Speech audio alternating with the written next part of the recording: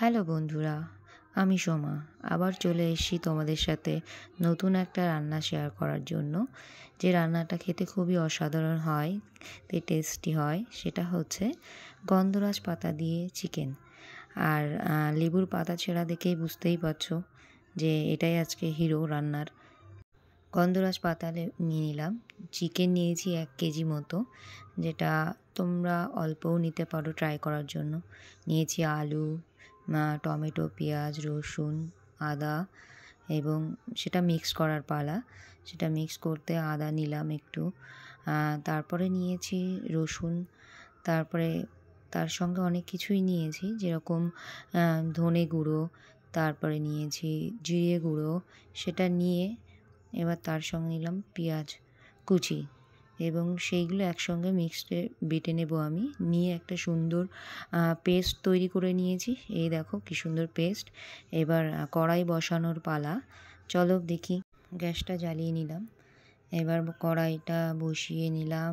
কড়াইটা গরম হওয়ার জন্য অপেক্ষা করব। কড়াইটা গরমও হয়ে গেছে, তেলটাও দিয়েও নিয়েছি। ফোড়নে কী কী দেবো দেখে নিই চলো। লঙ্কা, জিরে, 2টো এলাচ, তেজপাতা। তারপরে আলুটা একটু হালকা ভেজে নেব, যেটা একটু লাল লাল করে ভাজলে একটু খেতে ভালো লাগবে। সেই জন্য একটু গরম তেলের মধ্যে আলুগুলো দিয়ে দিলাম, যাতে লাল লাল করে ভেজে সুন্দর করে ভেজে আমি রেডি করে নিতে পারি। দেখো আলুটা আমার ভাজাও হয়ে গেছে প্রায়।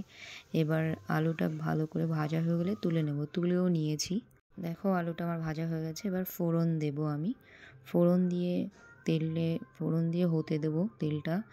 ফোড়ন হয়ে গেলে তাতে আমি অনেক যেগুলো কেটে রেখেছি, যেমন পেঁয়াজ, তারপরে টমেটো বা আমার মশলাটা, সেটাও দিয়ে দেবো। তেলের মধ্যে পেঁয়াজ কুচিটা দিয়ে দিলাম। পেঁয়াজটা আমি একটু লাল লাল হতে দেব।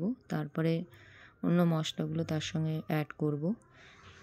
দেখো পেঁয়াজটা হতে থাকুক। তার মধ্যে আমি মশলাটা রেডি করেও নিয়েছিলাম, দেখেছিলে তোমরা। সেটা আবার তেলের মধ্যে ঢেলে দেব। তেলের মধ্যে মশলাটা ঢেলে দিলাম। তারপরে একটু ভাজা ভাজা হলে তাতে শুকনো লঙ্কা বাটা অ্যাড করব। অ্যাড করে এবার মশলাটা সুন্দর করে কষিয়ে সেটাকে আবার 2-1 মিনিট ধরে নাড়াতে নাড়াতে সেটাকে সুন্দর করে একটা মশলার যাতে সুন্দর একটা গন্ধ বেরোয়, তার মধ্যে লবণ, হলুদ দিয়ে সুন্দর করে ভেজে নেব, কষিয়ে নেব। সেই কষা হয়ে গেলে আস্তে আস্তে সেটাকে সুন্দর করে মশলা সমস্ত কিছু দিয়ে, যাতে মশলাটা ভালো করে কাঁচা গন্ধ না থাকে, তারপর টমেটো অ্যাড করব। তার সাথে টমেটোটা আমি সেই কষা মশলার মধ্যে দিয়ে দেব। দিয়ে সুন্দর করে নাড়িয়ে নেব, যাতে টমেটোটা সিদ্ধ হয়ে যায় মশলার সঙ্গে। দেখো মশলাটার কালারটা কত সুন্দর এসছে। এবার পালা চিকেন অ্যাড করার। চিকেনটা আমি অ্যাড করব। চলো চিকেনটা অ্যাড করে দিই। আস্তে আস্তে চিকেনগুলো আমি দিয়ে দিলাম, যাতে আস্তে আস্তে দিচ্ছি, যাতে মশলাটা না ছিটকে আমার গায়ে আসে। তো সেই জন্য চিকেনটাও দিয়ে দিলাম আস্তে আস্তে। তারপরে আলু অ্যাড করছি। আলুটাও অ্যাড করা হয়ে গেল প্রায়। এবার সুন্দর করে কষিয়ে নেবার পরে তোমাদেরকে দেখাচ্ছি সেটা কেমন হলো। চলো কষতে থাকলো, সুন্দর করে কষাও হয়ে যাচ্ছে।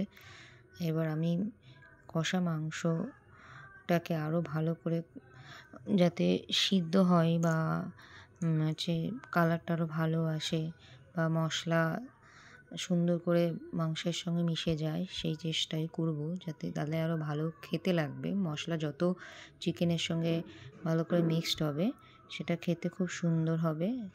এবং দেখো আমার প্রায় কষা শেষ। তারপরে আস্তে আস্তে কষা হয়ে যাবে। তারপরে তার সঙ্গে আমি এবার জল অ্যাড করব।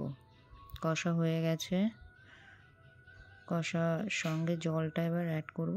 একটু ওয়েট করছি, যাতে আরেকটু যাতে কষাটা সুন্দর হয়, সেই জন্য ওয়েট করছি।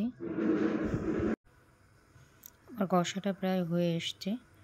এবার আমার কষাতে জল দেওয়ার পালা। আমি জল দিয়ে একটু ফোটাবো, সেই জন্য দেখো আমি অল্প জল দিয়ে নিলাম। জল দিয়ে সুন্দর করে ফুটিয়ে নেব, ভালো করে নাড়িয়ে মশলাগুলো সব এক জায়গায় করে সব ফুটিয়ে নেব। চিকেনের মধ্যে জল দিয়ে দেখো এখন চিকেনটা ভালো মতো ফুটছে। এবার দিয়ে দেবো গন্ধরাজ লেবুর পাতা। যেহেতু আগে দিলে তিতো লাগতো, ওই জন্য আমি যেহেতু চিকেনটা আর অল্প একটু হতে বাকি আছে, তখন গন্ধরাজ পাতাটা দিয়ে দিয়েছি, যাতে ভালো করে মিক্সড করে সুন্দর করে সেটাকে ফুটিয়ে নিচ্ছি। তারপরে দেখো আমার চিকেনটাও মনে হচ্ছে হয়ে গেছে। আমি লবণটা একটু দেখে নিলাম যাতে চিকেন টেস্ট ঠিক থাকে। এবার দিয়ে দিলাম গরম মশলার গুঁড়ো। ফাইনালি আমার চিকেনটা মোটামুটি রেডি হয়ে গেছে। এবার নামানোর পালা। চলো, আমার চিকেন কিন্তু রেডি হয়ে গেছে। চলো এবার সেটাকে সুন্দর করে সার্ভ করার পালা। দেখো কি সুন্দর করে আমি সার্ভ করলাম। তো দেখতে তো অসাধারণ লাগছে। তারপরে দেখি কীরকম খেতে। সো ফাইনালি আমার গন্ধরাজ পাতা দিয়ে চিকেন কমপ্লিট হলো। তো টেস্ট ওয়াও। তো তোমরা সবাই ট্রাই করবে। তো আমার রান্নাটা যদি ভালো লাগে সবার, তো প্লিজ লাইক করবে এবং কমেন্ট করবে। So thank you everyone.